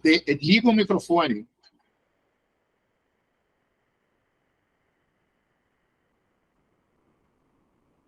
Tá, então vou continuar, tá? Qualquer coisa você pode ir falando, tá? Gente, duas coisas que eu também vou falar na próxima aula, que é o seguinte. Primeiro, sobre a questão de depressão e suicídio. Eu vou ensinar vocês como a gente faz para evitar um suicídio, como a gente faz para identificar uma pessoa ou uma criança que está pensando em cometer o suicídio. É fácil de identificar, como eu falei. É claro que eu vou ensinar vocês a ter olhos para ver, mas depois que vocês aprenderem, vocês nunca mais vão esquecer. É fácil de identificar. Todos esses problemas, eles geram sinais. É que normalmente a gente ignora esses sinais, mas e os sinais são evidentes, tá? Então, vou ensinar isso, porque tem tido um medo. E também vou ter que falar, infelizmente, sobre essa questão de abuso sexual infantil. Tá? Tem sido cada vez mais comum, o número aumentou exponencialmente, é uma coisa assim, absurda. E eu quero que vocês aprendam não só a identificar se uma criança foi ou não abusada sexualmente, e o que a gente vai fazer, como é que a gente vai lidar com ela, como é que a gente conversa com uma criança de diferentes idades sobre sexo. Só para vocês terem uma ideia, tá? É registrado no Brasil aproximadamente uma média de 130 casos de abuso sexual por dia. Tá? Isso é o que a segurança pública registrou. Só que a gente tem muitas subnotificações. A maioria das crianças, a maioria das famílias que sofrem abuso, elas não informam. E são vários os motivos. A vergonha, medo da família se desestruturar. Enfim, né? Pena da pessoa, do abusador. Então, sim, vários são os motivos que fazem com que a pessoa não denuncie o abusador. E aí o que acontece? Gente, é estipulado, né? A Childrenhood, né, estipula, né? A Childrenhood Brasil, ela estipula que mais ou menos somente 10% dos casos são notificados. Ou seja, é pegar aquele resultado que eu falei e multiplicar por 10. Então, se a gente acredita que 130 crianças são abusadas no Brasil por dia, é aproximadamente 1.300 pessoas, crianças, que são abusadas por dia, mas só 10% é que denunciam, que vão na polícia, que falam, que viram estatística. Tá? Então, quer dizer, é uma coisa muito preocupante, e aí eu preciso que vocês entendam, saibam, inclusive, ensinem as crianças a se defenderem. Como é que elas podem fazer para se defender? Como é que a gente fala com uma criança sobre sexo? Então, vou estar falando sobre isso também na próxima aula. Tá? E ao longo do curso, eu vou estar falando, vai ter uma aula específica só sobre autismo. Como eu falei, qual é o objetivo do curso? É trazer o máximo das potencialidades do autismo. Então, eu vou falar das técnicas que mais funcionam e como a gente pode usar, como você aí, né, professor, pai ou mãe, pode usar essa técnica. Eu já vou adiantar quais são as técnicas que mais funcionam. O ABA, o Sunrise, o método precoce Denver. E para crianças que não são verbais, Ana, você falando isso que seu filho ainda não fala, eu recomendaria você usar o PECS. Né? O PECS é um método através de figuras que é muito fácil de usar, não é nada demais. Eu vou ensinar vocês a usar esse método aqui, que vocês podem estar ensinando a criança a estar falando e criando sentenças e acaba falando muito mais rápido. Inclusive, o método Denver foi criado, ele foi em 2012, a ONU ela estipulou que o método Denver foi a melhor conquista do ano. Alguém levantou a mão? Pode perguntar.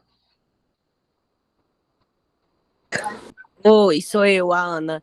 Oi, então, Ana. O meu filho, hoje ele está numa clínica escola, entendeu? Então, ele já faz todos esses métodos. E ele evoluiu de uma forma assim, em meses, o que ele não evoluiu em mais de um ano nas terapias, assim, tradicionais, né? Individuais, que era uma vez por semana, 30 minutos. Então, assim, a gente consegue ver, notar a diferença, assim, gritante.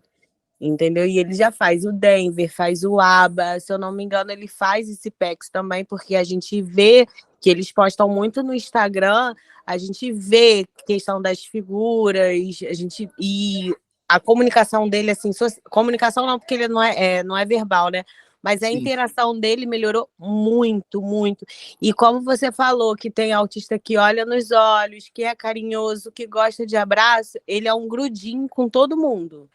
Entendeu? Apesar da Que bom. questão visual Então, dele, a Ana estava comentando. ainda não tem melhorado tanto. Pode falar, desculpa. Não, não. Olha, não, muito legal. Você estava comentando aqui para o pessoal do Instagram que a Ana estava comentando que o filho dela usa essas técnicas, né? E ela tem melhorado bastante. E eu vou falar sobre todas essas técnicas. É claro que não dá para formar alguém em aba numa aula sobre autismo, né? Numa aula de 3 horas. Não dá para formar alguém sobre ele. Mas eu preciso que vocês entendam a essência. O que essas teorias se propõem? Qual é a prática delas? Por quê? Porque, por exemplo, o Denver é um jeito de brincar com a criança. Então, você está vendo o teu aluno ou teu filho brincando, por que você não brinca com ele dessa forma, que vai estar estimulando mais essa criança? O ABA é uma técnica de análise de comportamento que estimula a criança a mudar os comportamentos. Por que não ensinar ele a escovar os dentes ou a estudar dessa forma, através do ABA? Eu vou estar ensinando também. Né? Outra forma de brincar é através do Sunrise. Por que não brinca como o Sunrise sugere? E assim por diante, entendeu? Então, a ideia é essa. Claro que ninguém vai sair daqui formado, mas, sei lá, você está com o seu aluno e quer ensinar ele? Você entendeu a essência do ABA? Né? A essência do ABA, já adiantando, é o ensino sem erro. Quer dizer, você ensinar até que ele não esteja errando mais. Por que não fazer isso com a criança? Para ela aprender, sei lá, como eu falei, desde amarrar o cadastro, botar o tênis, até aprender matemática. Né? A ideia, então, é essa. Por isso que eu vou falar as técnicas mais importantes, mas assim, para que vocês já possam usar essas técnicas. Né? Eu vou falar, vai ter um curso só sobre autismo, para vocês saberem diagnosticar uma criança até antes dos 2 anos. Alguém levantou a mão de novo, pode falar. Foi eu de novo. Assim, quando ela me relatou isso aí, né, que o filho dela faz todo esse método, o meu filho, ele passou por essa fase. Meu filho, ele passou com acompanhamento desde 2 anos, para ele estar onde ele está nesse estágio muito bem desenvolvido hoje. Só que eu usei uma técnica com ele muito boa na época, até o dele me passou, que era para tudo, ele era não verbal. Então, o que é que ela me dizia? Tudo que ele quiser, tu vai dizer para ele falar, tentar falar o nome. Foi com isso que eu consegui desenvolver a fala dele. Se ele queria água, ele já veio, na verdade, começar a falar agora com de 11 para 12 anos direito, que a gente já entende, porque antes era como se ele falasse outra língua, tinha que ter um tradutor para ele. Aí ele só me chamava, o que é que ele está falando? Que ninguém entendia. E hoje não, ele fala bem, porque eu acho que o convívio com outras crianças ajuda, né? E essa parte aqui, eu aconselho ela, né? Eu como mãe de autista, professora de recreação também, que ela tem que, tudo que ele for querer, ela tem que incentivar ele a falar. Porque se tudo que ele falar é só apontar e dar, ele não desenvolve. Tem que trabalhar essa parte da fonodiologia que chamam, né? A parte fonodióloga dele. Sim. Porque aí tudo eu aprendi na terapia do meu filho. Agora que ele parou, está com 3 ou 4 anos que ele não faz mais. Mas no período que ele fez, foi ótimo. Para quem pegou, ele já passou por psicólogo, ele estava de uma maneira que eu nem entendia mais. Eu teve que retornar com o psicólogo, porque eu não já estava perdendo o controle dele. Então, hoje, ele está muito bem. Tem hora que ele está estressado, ele diz, hoje eu estou estressado, mãe, hoje eu estou... Então, eu já sei que ele está daquele nível. Aí ele diz assim, eu quero falar com o meu psicólogo, só que ele não retornou mais, né? Então, ou seja, tudo ele tem um entendimento. Então, eu aconselho ela a fazer isso, a trabalhar muito isso. Tudo que ele for pedir, ela tem que falar. Que é isso aqui? Me repita o que é isso aqui, ele vai desenvolver mais ainda. Então, esses estilos que o senhor está falando, desses métodos, eu acho que eles trabalharam de tudo um pouco com ele, porque a desenvoltura dele hoje está ótima, só eles não falaram o que era. mas trabalharam muito bem, porque ele está bem desenvolvido. E é isso. Ótimo. Nilza, né, que está falando? Olha, muito bom você ter colocado, eu até comentei isso na hora que eu falei que a criança aponta, eu falei, dá uma adjunção sem braço, quer dizer, estimula ele a falar, né? Até tinha comentado isso. E é muito legal o que você falou, porque quando você entende, né, e você teve uma coisa legal que você entendeu o seu filho.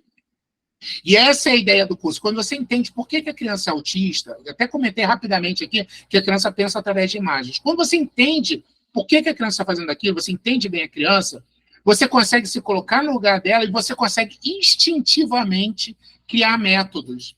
Gente, eu vou ensinar um monte. Na próxima aula eu só vou ensinar métodos, vai ser bem prático, estratégias de como fazer isso e aquilo. E tem muita mãe e pai que vira para mim e fala, eu já fazia isso, eu já fazia. Ou seja, o pai ou a mãe se deu o trabalho de conhecer o filho, entender o filho e instintivamente criou aquele método, criou aquela forma de lidar e funcionou. Inclusive, gente, vai ter um monte de métodos, estratégias que eu vou ensinar aqui, que foram alunos meus que criaram. Por quê? Porque eles entenderam por que a criança se comporta daquela forma, o que reforça aquela criança, e elas mesmas desenvolveram métodos que funcionaram. Então, assim, você está de parabéns, é por aí mesmo. E essa é a ideia, que vocês possam estar aprendendo também, né? Não é ficar preso às técnicas que eu vou ensinar aqui. Vou ensinar um monte de técnica, mas vocês poderem entender por que a criança está berrando, por que a criança não está aprendendo, e vocês poderem criar até as próprias técnicas para poder estar fazendo isso. Muito legal, tá? Bom, também vou falar, né, ao longo do curso, né, eu vou ter uma aula só sobre educação positiva e habilidades sociais. Isso é muito importante, porque eu preciso que vocês entendam como se socializar, como falar com aquelas crianças, como ser respeitado, como dizer não. E claro, habilidades sociais vai servir para tudo. Aprender a lidar com uma criança difícil é, da mesma forma, aprender a lidar com uma pessoa difícil. Lidar com uma criança que não quer te ouvir ou não te respeita, vai ser a mesma forma de lidar com uma pessoa que não está te respeitando, e assim por diante. Então, habilidades sociais é fundamental. Inclusive, com habilidades sociais, você faz a criança se sentir parte de um grupo, e muitas vezes, só de ensinar habilidades sociais, você faz a criança se sentir melhor, mais feliz. Olha, eu vou dar um pequeno exemplo. Eu tinha um paciente que ele odiava ir para a escola. Ele não só odiava ir para a escola, ele tinha autismo leve. Como as notas deles eram, a nota dele era péssima. O que acontecia? Ele não tinha amigo nenhum na escola. Então ele se sentia extremamente sozinho, solitário. As 5 horas que ele ficava na escola eram uma tortura. O que aconteceu? Eu ensinei para ele habilidades sociais e ele fez em uma semana um amigo. Gente, o fato dele ter feito um amigo fez toda a diferença. Ele conseguiu ficar as 5 horas lá. As notas dele melhoraram. Ele começou a progredir só porque ele fez um amigo, que ele se sentiu aceito. Então, gente, não vamos ignorar a questão da habilidade social. Nós somos seres sociais, a gente precisa estar se socializando, seja nós autistas, esquizofrênicos, seja o que for. A criança tem essa necessidade, ela se sente melhor quando ela faz amigos. E eu vou ensinar vocês a fazer isso e a ensinar essas crianças, tá?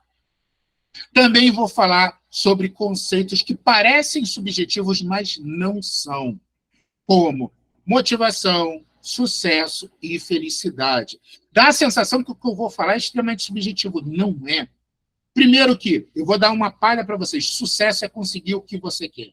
Então, se você conseguiu, sei lá, eu quero beber um copo d'água, eu bebi um copo d'água, eu tive sucesso nisso. E você deu sucesso, conseguiu o que você quer. É claro que pessoas querem coisas diferentes. Então, de repente, você, né, o teu objetivo é ter um 1 milhão na conta. Então, um dia que você tiver 1 milhão na conta, você vai ter sucesso. De repente, o objetivo de outra pessoa é morar em Portugal. Aí, o dia que mora em Portugal, vai ter sucesso. No outro, terminar a pós-graduação e assim por diante. Então, sucesso não é subjetivo, é conseguir o que você quer. E aí eu vou falar porque existem estratégias para conseguir sucesso. E felicidade, gente. O que é felicidade? Eu acho que é legal você se fazer essa pergunta, até pegando o gancho do que eu falei no início do curso, sobre dar o exemplo, porque, veja bem, se você não sabe ser feliz, como é que você vai ensinar o seu filho a ser feliz? E segundo, se você não sabe o que é felicidade, como é que você vai saber o que você precisa alcançar? Fora que a gente tem ideias fantasiosas sobre a felicidade, então vou te explicar o que o que é felicidade, o que é motivação, o que é sucesso e como a gente faz para estimular isso nas crianças. E, é claro, vai servir para a gente, né? Vai servir para que a gente possa exercitar também, né? Então, gente, o curso, né? Só para vocês saberem, esse é o curso online. E o curso online, o que ele vai dar para você? Você vai ter uma apostila, né? Cada um que se inscrever vai receber uma apostila em PDF. Você vai ter as aulas online, né? São 5 aulas online. Né? E como você viu na aula online, até o pessoal participa um pouco, mas você pode perguntar o que você quiser para mim, você pode me interromper a hora que você quiser, você pode dar exemplo do seu aluno, do seu filho, eu vou estar aqui te ajudando. Tá? Você vai ter aulas gravadas para você ouvir, né? Tem várias aulas já gravadas, além das aulas online, que eu vou estar mandando para vocês assistirem no momento que for melhor, mais apropriado para vocês. Eu vou estar mandando para vocês estarem vendo. O curso dá certificado, tá? Porque aqui é o Instituto Arthur Gomes, então tem o CNPJ, eu tenho certificação, então vocês vão ter certificado. E para quem, por exemplo, está querendo trabalhar com mediação escolar, vocês vão poder trabalhar com mediação escolar depois. Também vou mandar material didático para vocês, além disso, como, por exemplo, a Lei Brasileira de Inclusão, livros de apoio e tudo mais. Vou estar mandando para vocês. E eu dou um suporte o tempo todo. É só vocês me mandarem mensagem no WhatsApp, que eu vou estar respondendo perguntas, vou estar ajudando vocês. Tá? Inclusive, o trabalho de conclusão é vocês escolherem uma criança para poderem estar mudando o comportamento dela. Assim, vocês estão trabalhando a prática, tá? E aí, gente, o curso online é apenas R$ 199,99. Vocês podem parcelar até 2 vezes. E está tudo incluído. Vocês não tem que pagar mais nada. É só isso, tá bom? Inclusive, eu posso dar um desconto para vocês se vocês pagarem à vista, mas se vocês quiserem parcelar, vocês podem pagar com Pix ou cartão de crédito. Não tem problema nenhum, tá bom? E, por acaso, para quem mora no Rio de Janeiro, eu dou curso presencial aos sábados. E nesse sábado eu vou dar a primeira aula, que vai ser de 8 horas da manhã até meio-dia. Inclusive, na aula presencial é um pouco mais. Né? Vocês viram que na aula online são 3 horas que eu vou dar. Vai começar às 7, vai ser de 7 às 10.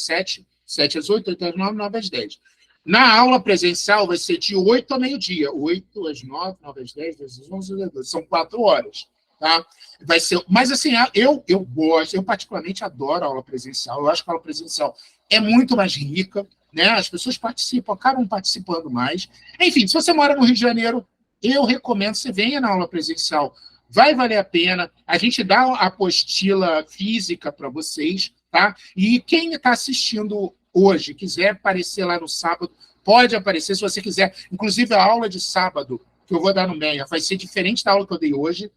Vai ser a primeira aula, porque essa aqui é uma aula inaugural. A primeira aula vai ser sobre aquilo que eu falei. Técnicas de como mudar o comportamento, como livrar a agressividade. A gente vai falar sobre suicídio, a gente vai falar também sobre a questão de abuso sexual. Então, ataques em escolas, como a gente prevê e identifica crianças com transtorno de conduta. Isso tudo que a gente vai estar vendo na primeira aula lá no MEA e que a gente vai estar vendo às quintas-feiras, né? Que agora as aulas vão começar às 7 até às 10, todas as quintas-feiras. Na quinta-feira que vem começa a primeira aula. Então, fica aí a dica. Quem mora no Rio de Janeiro, eu recomendo que venha fazer a aula presencial. É mais horas, você vai ganhar todo o restante certificado também, você vai ter direito a receber as aulas gravadas também, sem problema. Inclusive, se você estiver fazendo a aula presencial e quiser assistir a aula online também para reforçar o conhecimento, pode assistir, não tem problema nenhum, tá? E enfim, né, eu recomendo bastante. Então, gente, esse era o que eu tinha para hoje. Eu gostaria de ouvir vocês. Se alguém tiver algum comentário ou quiser fazer alguma pergunta, fique à vontade. Deixa eu tirar aqui a apresentação. Enfim, alguém gostaria de fazer alguma pergunta? Algum comentário?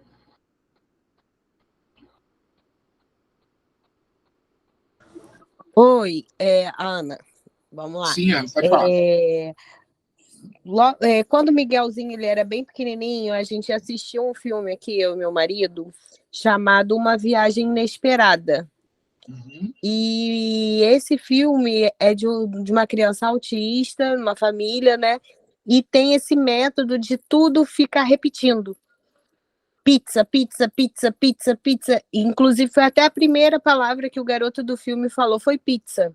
E a gente começou a praticar isso aqui também. A gente mostra, a gente fala e fica repetindo, repetindo. Inclusive, eu acabo tratando outras crianças típicas da mesma forma, eu acabo indo no automático, entendeu? Eu esqueço que a criança não precisa e fico água, água, água. A criança fica assim me olhando assim.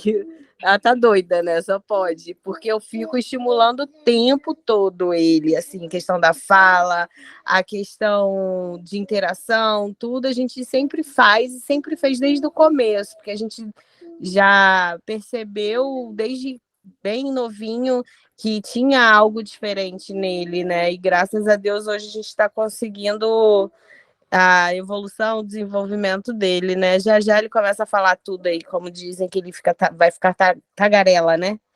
Aham. Então, aí eu até indico esse filme para quem quiser ver, que é muito bom. Acha no YouTube. É Uma Viagem Inesperada. Muito bom mesmo. Ana, deixa eu aproveitar e te indicar um livro, um filme também, que também está no YouTube, que se chama Sunrise, O Milagre do Amor, que inclusive é um caso real, e o filme mostra como foi desenvolvida a técnica Sunrise, que é uma técnica que eu vou falar aqui na aula sobre autismo, eu vou falar sobre Sunrise. Então fica aí a dica, tá? Hein, Ana? Pode procurar. Sunrise, O Milagre do Amor. No YouTube também. Vou procurar. Muito obrigada, tá? Pela Nada. Eu não Nada. sabia... Eu vou estar... fala. Desculpa, eu não sabia da questão que eles pensam através de imagem, né? Isso eu não sabia. Entendeu? Eu aprendi hoje aqui. Que o pensamento deles é através da imagem. Eu não sabia mesmo. Nunca tinha escutado falar e faz todo sentido, né? Na questão de ser muito literal, né? Sim. E, olha, não perde a aula sobre autismo, que eu vou falar um monte de coisa que você ainda não sabe. Muito legal. Tá? Fica aí. Tá. Como dizem, né? Hashtag fica a dica. Tá ok. Eu queria agradecer. Aquela hora eu levantei a mão só para agradecer mesmo, mas aí eu tava esperando o final para poder fazer isso. Tá ótimo. Bem, alguém que gostaria de fazer alguma pergunta, quer fazer algum comentário antes de eu terminar? Gente, fica à vontade, tá? Repete, por favor, o nome do filme que você falou. Sunrise. Claro, Andréia. Se chama Sunrise, O Milagre do Amor. Eu vou fazer o seguinte, eu vou fazer melhor, eu vou postar no grupo. Tá? Legal, obrigada. E se você quiser, por acaso você não tiver visto no grupo, pode me procurar no WhatsApp e falar, Arthur, qual é o mesmo filme? Eu mando o link para você. Tá bom? Obrigada. Nada. Gente, então, bom, eu espero que vocês tenham... Se alguém quiser fazer alguma pergunta, algum comentário, a gente pode ficar à vontade, né? Mas eu espero que vocês tenham gostado. Não percam a próxima aula, vai ser muito legal. Eu vou estar explorando essas questões que eu falei, sobre quais são nossos direitos em relação à Lei Brasileira de Inclusão, como a gente faz para mudar o comportamento dessas crianças. Vou falar sobre todos os transtornos. É claro que na próxima eu não vou falar sobre autismo, porque o autismo eu vou deixar uma aula à parte só para falar sobre autismo. Mas, gente, existem comorbidades. O que significa isso? É natural que tenha um autista com déficit de atenção, um autista com TDAH, um autista... Então, gente, a aula de amanhã vai servir... A próxima aula, né, de quinta-feira que vem, que vai ser, na verdade, a nossa primeira aula, vai servir para todos os autistas também. Porque, e aí, o autista não te respeita, o que você faz? O autista não obedece, o que você faz? Você vai usar exatamente as mesmas estratégias que eu vou estar ensinando para vocês, tá bom?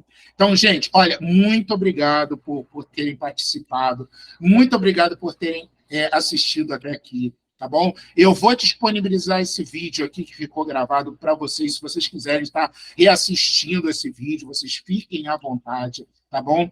Enfim, né? E eu estou aqui à disposição para vocês, tá bom? E quem quiser continuar participando do curso, pode me procurar para fazer a inscrição simples, tá? É uma ficha muito pequenininha, né?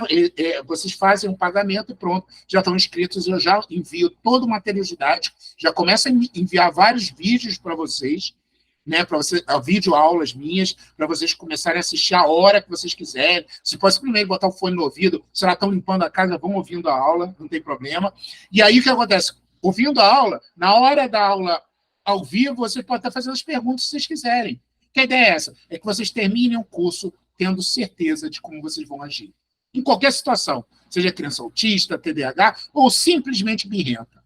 Tá bom? Gente, um grande abraço para vocês, uma ótima noite e, mais uma vez, muito obrigado pela presença de vocês, tá bom? Tá? Gente, um abraço, gente. Até mais.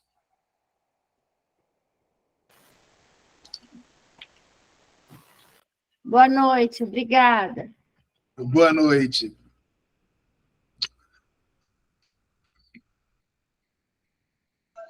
Boa noite, Arthur. Show. Boa noite, Verônica. Boa noite. Boa noite. Boa noite. Obrigado por ter assistido. Boa noite. Uhum. Boa noite, Arthur. Foi ótimo, viu? Gostei. Muito obrigado, Patrícia. Boa noite.